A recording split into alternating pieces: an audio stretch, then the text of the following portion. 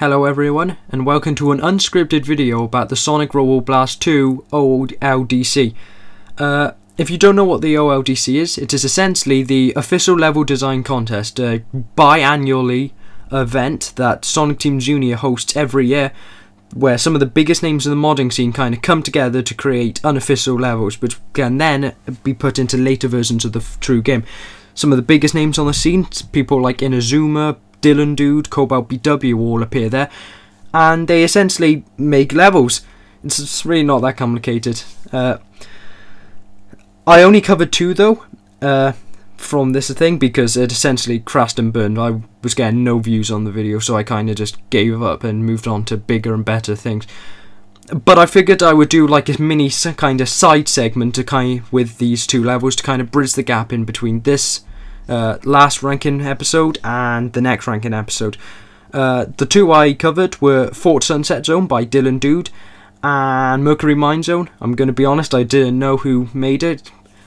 I thought they were both okay. I didn't really feel blown away by either of them. I thought there were some cool ideas for sure in both of them, but I wasn't, blown away thinking, yes, this is an evolution of Sonic Robo Blast 2 here.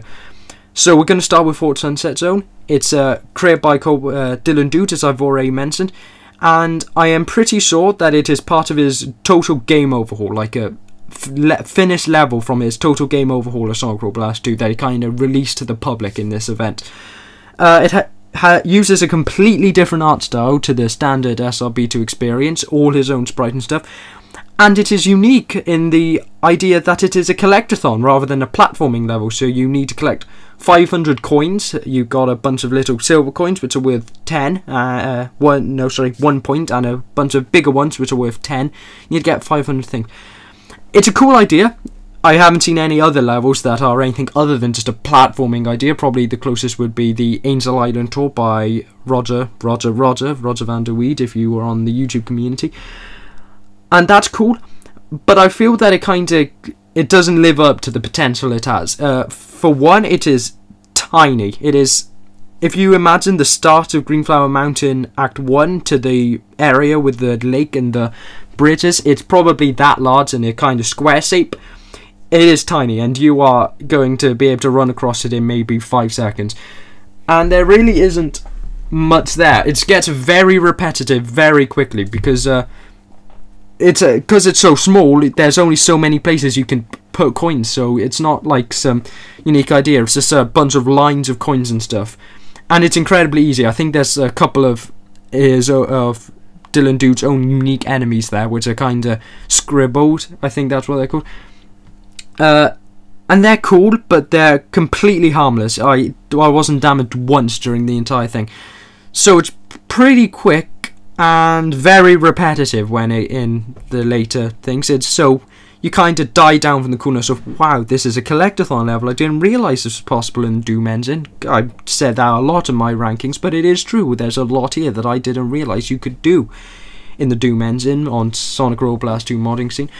But I feel it doesn't live up to the potential it has. Aesthetically though, I am still looking very forward to Dylan Dude's whole total overhaul thing, because the art style does look incredible, and the stage design, from what I've seen, kind of turns into a 2D platformer rather than the 3D platformer we have at the moment. So I am looking forward to it, but this specific level that he showed off at the OLDC, not that impressed. It's only one of two I covered on the channel. I played 4, but I don't have any video with the other two. And the other one I actually covered here was Mercury Mine Zone. Its entire gimmick is that it has this liquid that drains your rings but doesn't damage you, which essentially doesn't kill you, but it simply makes it harder for late platforming because you're now dealing with spikes and stuff and you can't actually hit them and just damage boost through.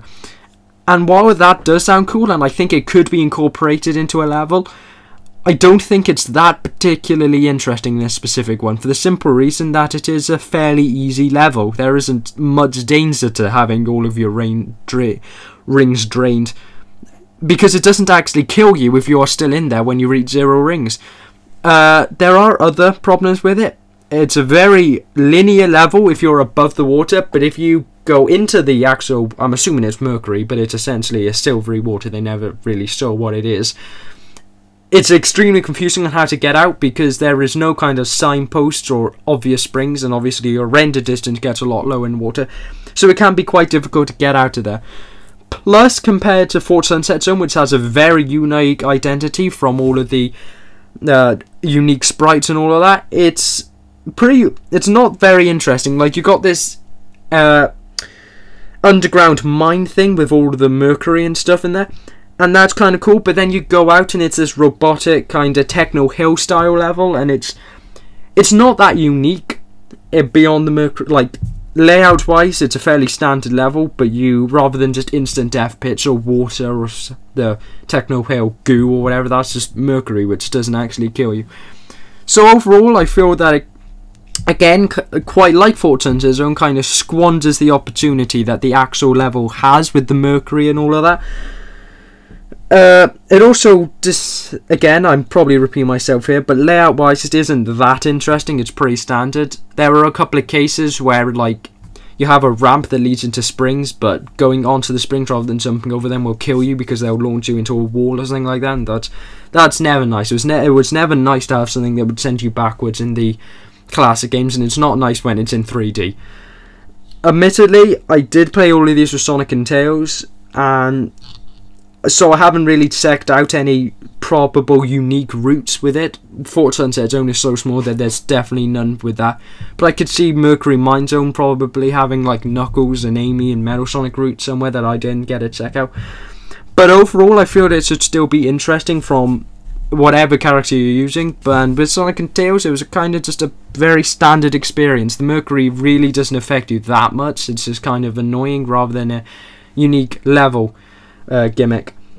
But as you can see, this is the level. It's kind of a halfway point between the ranking. You'll see both of these zones appear in the final ranking, but there really wasn't enough for me to realistically put them into the actual thing, because there was only 2 levels. I didn't have any time to put it into a level and into a ranking, and I figured, you know what, need to get a video out quickly in between my next 2. I'm currently scripting the final part with the final mods I need to summarize before going on to work on the final ranking, because that's going to be its own episode by itself, where it will just be the ranking and future plans. Speaking of those future plans, I'm thinking of possibly going onwards and doing some live streams every day of the Sage 21, the event that's going to be happening from the 21st. I would like, if anybody in the comment section knows how it works, I'd like some explanation on how Sage actually works. Do all the games release on the first day and then you just have until the final day to download them? Do some games release every day during the event, and you know, I can kind of come in at any time and do a daily thing of what the biggest game that comes out that day is? So leave in the comments below if you know what any of that means.